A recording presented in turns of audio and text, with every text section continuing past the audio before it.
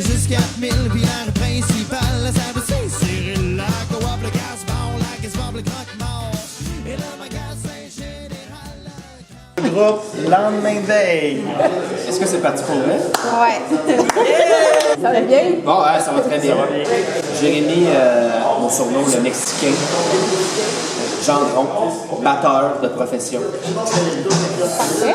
Marc-André, mon surnom, Marc. André. Chanteur de la formation.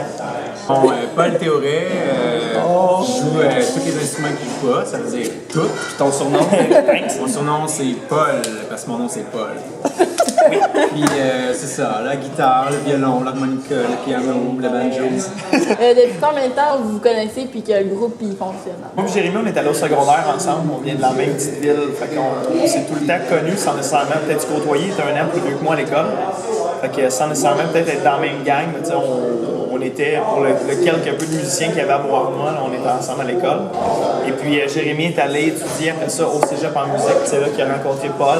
C'est là que ça a débuté, c'est en 2008. C'est pour ça que vous avez attendu 8 ans pour la composition. Ça a pris du temps avant qu'on sente le besoin d'apporter comme une contribution à la musique québécoise. Il y en a qui sont vraiment destinés à faire ça dans la vie, à faire que des chansons qui leur appartiennent à eux. Nous, ça n'a pas été ça. Il a vraiment fallu visiter tout le répertoire québécois. Puis après ça, faire comme, OK, ben, on a senti qu'il y avait une place pour ça, puis qu'il y avait des gens qui aimaient ça, puis que c'était notre mission de contribuer à ça. Mais c'est de où le nom Lendemain de veille aussi, Lendemain de veille? Oui, on a joué un 23 juin. Puis on n'avait pas de nom à cette époque-là, c'était pas nécessaire, on faisait un show, nous autres, dans notre tête, on faisait un show, puis c'était tout ça. Puis là, déjà là, le lendemain, je travaillais dans une maison de jeunes à l'époque, puis ma boss, elle m'appelle, c'était pour la ville de Châteauguay. Puis elle dit, on n'a pas de band, ça me tente de venir jouer, fait que nous autres, sur le flair, on a pogné les instruments, on est monté à Châteauguay. Et puis là, il y avait l'animateur Étienne Dano, qui était un de nos chums. Puis c'est lui qui animait, puis il nous a demandé comment je vous présente les gars. Puis là, évidemment, on avait fêté pas pire la veille.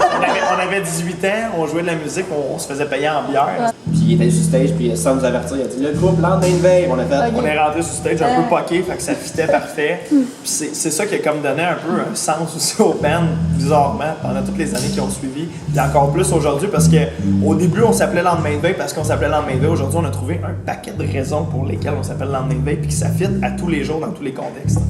Est-ce que vous vivez de ça? Est-ce que vous faites d'autres choses dans Ouais, la vie? moi ça fait. Je pense que ça fait 3 ans que je vis de ça. OK. Ouais. Ça fait 3 ans qu'on fait que de la musique, mais c'est sûr qu'il y a des choses à côté. Il y a Lendemain de veille. Lendemain de veille, ça peut pas occuper 100% de notre temps, parce que des fois, ça arrive, surtout, mettons, l'hiver. L'hiver, c'est une période plus creuse un peu pour les musiciens. C'est plus difficile. Moi, je fais du chansonnier tout seul, parfois. Jérémy vient de partir son école de musique à domicile, dans la région de Bournois, et il emploie les autres gars de Lendemain de veille aussi. Fait qu'on fait que de la musique, on vit que de la musique, mais pas 100% juste de Lendemain. Votre intention, c'était pas vraiment de percer. Je pense qu'on peut dire que avec du recul, on a tout ce qu'on a fait, puis souvent c'est comme ça qu'on arrive loin dans la vie, c'est qu'on l'a fait pour les bonnes raisons, je pense. Okay? On voulait pas révolutionner le domaine de la musique, on voulait pas devenir millionnaire, parce qu'au début, on acceptait de se faire payer en bière. C'est comme une caisse de bière, on va avoir du fun, il y a des chums, on va être là, tu sais. Ça a été pour ça, puis là, à un moment donné, c'est sûr que ça devient un travail, ça devient plus sérieux. Mais non, vraiment, le but au départ de Lendemain de veille, c'est sûr qu'on est passionné de musique. Là. Ça c'est clair, Moi, j'en ai on en un manque, but là, qu'on avait au début. Puis c'était de venir jouer au 2 pieds. Puis ça a été l'accomplissement ultime du band. Puis après, on a fait, bon, c'est quoi nos nouveaux C'est ça, c'est quoi votre prochain but? On y a été vraiment. On a visé gros en pensant aux 2 Pierrot, en pensant que peut-être que jamais ça se produirait, parce qu'il faudrait travailler vraiment très fort. On s'entend que le talent et l'expérience, ça prend du temps à arriver, là, ça n'arrive pas d'une shot. Puis aujourd'hui, on est rendu ailleurs, on a d'autres buts, là, on vise la composition, on vise plein d'autres affaires qui sont beaucoup plus grandes. C'est comme c'est nouveau, tu sais. Mettons là, qu'on met 2 sphères, là, et la sphère de la composition, là, puis que tout ce qu'on connaît à la TV, puis le gala de la disque, puis ce qui passe à la radio, puis toutes ces affaires-là. Puis dans l'autre bulle, ce qui se passe dans les bars, dans les festivals, tout ça. Dans cette bulle-là, là, on est pas mal à l'aise. Ça fait longtemps qu'on se promène là-dedans, puis notre nom est connu dans cette bulle-là, puis ça roule. Mais là, c'est de switcher de bulle, parce que là, c'est vraiment un switch. Là. C'est vraiment un switch. Puis là, arrivé dans l'autre bulle, là, on est encore personne.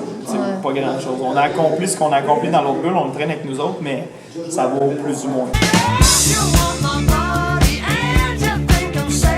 Mais on se demande encore si on veut changer de clé. Parce qu'on est quand même confortable, tu sais, dans celle-là ici.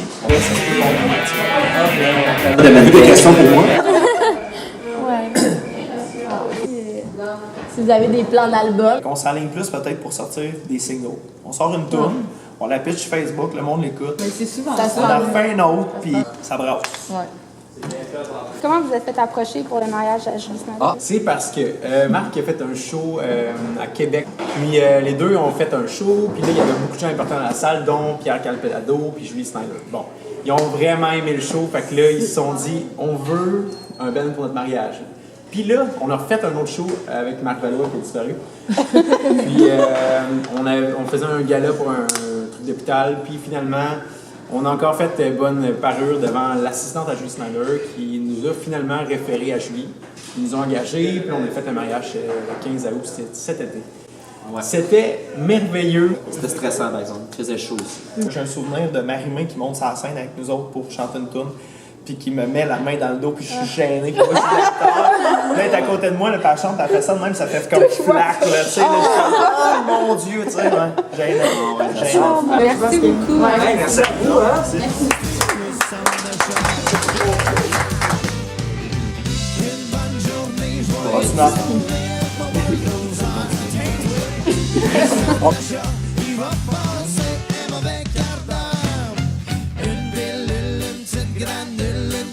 Paul, il est en tabarnak.